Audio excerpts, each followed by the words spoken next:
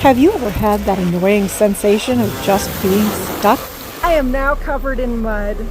If so, then this basic recovery kit might be exactly what you're looking for. So does everybody else get that same wicked glee when a box arrives at your house? Well, we've got a new box today. This box is from Bunker Industries. This is the Bunker Industries Snatch and Strap Kit. It includes a bow shackle. This kit came well packaged. I mean, wrestle with the box well packaged. It includes a 20-foot strap, 2 D-rings, a bag, and some instructions. This is a recovery strap that is rated for up to 35,000 pounds. You can also essentially use it as a tree saver because it is fairly thick to help protect those trees in recovery situations. The set also comes with 2 bow shackles, also known as D-rings. They're actually some of the fanciest D-rings I think I've ever come across. They feel very heavyweight, very quality. It also comes with a bag so you can store everything in one place. Actually very heavy duty. There's reflective tape on it.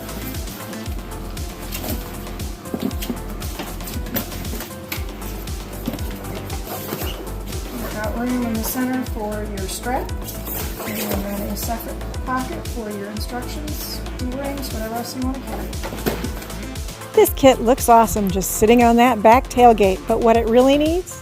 What it really needs is a change of scenery to show off its usefulness. Here we have recovery gear, snatch blocks, straps, D-rings, winch controls, winch rope protectors, folding shovels, soft shackles, additional tree straps.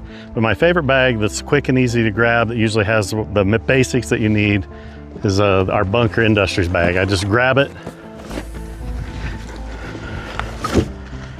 throw it on the tailgate, open it up, and inside I've got the basics. I mean, if it's just a simple, you got to snatch somebody out of a mud hole or a tough situation, you've got your strap and your D-rings right there and ready to go. I grab those and I go to the point that I need to attach, and we're ready to pull.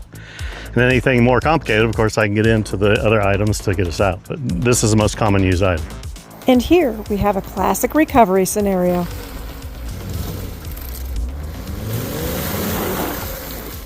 Hi! I am now covered in mud. This is beautiful. It's beautiful. It's very Dangers good. of filming Off-Road Dragon. All right, I'm going to go find something to wipe everything, including the camera, down. Vehicle occupants and bystanders have been killed by flying projectiles from incorrectly attached recovery straps. So make sure to educate yourself on proper recovery points and how to use this strap before you use it. Should I laugh if you fall in? I hope you don't too.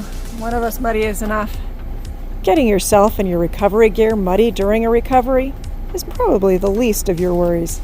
Getting rid of mud is a pretty easy fix. That's okay, that's what it's for, is to get dirty, right? Yep.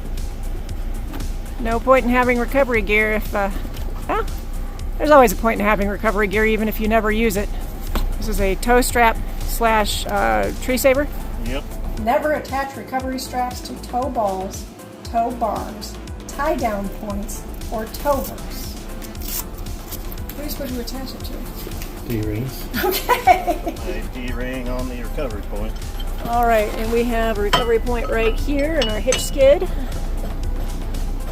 Make sure whatever recovery point you're attaching to is an actual recovery point. Not a, hey, we included a recovery point to look cool, but it's not actually going to support the weight, right? And the fully closed recovery point is way better than just having a hook like this where it can slip off if there's slack. Right, because this Try to could avoid slip that off. if you can. That's not going to slip off. The failure of your recovery point or your recovery strap is one of the most dangerous things that can happen during a recovery because it turns that heavy D-ring into a ballistic missile. Okay. Once the strap is properly connected to both vehicles by D-rings on strong recovery points, it's just a matter of both vehicles moving slowly to make sure there's some tension in that strap to accomplish that recovery. Got your toe strap dirty. This is actually a very heavy-duty toe strap. I'm impressed with it. This video is definitely not intended to be a tutorial on recovery techniques. So make sure before you go out and try and recover a stuck vehicle that you've educated yourself on how to do it properly. After the recovery, make sure to double check your equipment for damage and then return it to its proper place so you can quickly and easily access it next time. I like the attention to detail. I mean, they got the nice plastic rubber insert. I mean, you got the tie strap. Yeah. It's kind of nice. He just got recovered by Bunker Industries. And your wee sister. I knew it. If you're interested in knowing where that recovery kit might end up, you should come join us on Journey Beyond Overland, because that kit could go just about anywhere. You know there's a chasm behind us?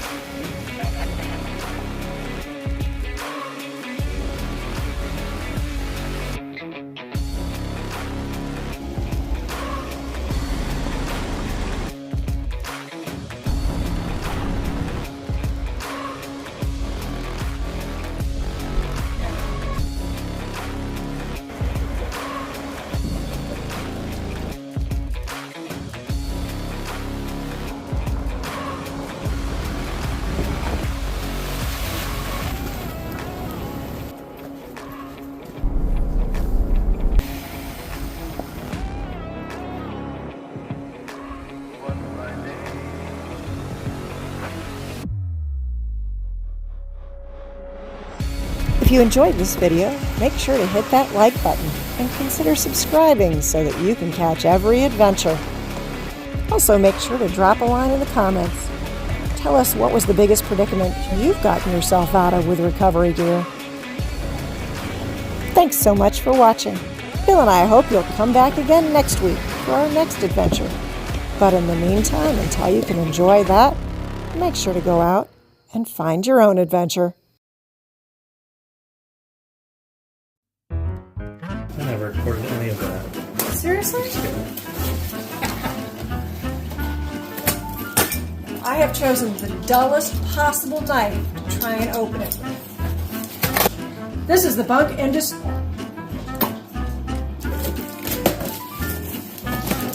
I think I was trying to wrestle a bear and not open a box.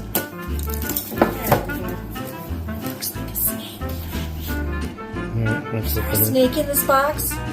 Should I be careful because there's going to be a snake in here that's going to get me? I say we don't use that in the video. You're no fun. We have this here. It's a yellow box. It's not orange. It's very disappointing that it's not an orange box. Everything should be orange.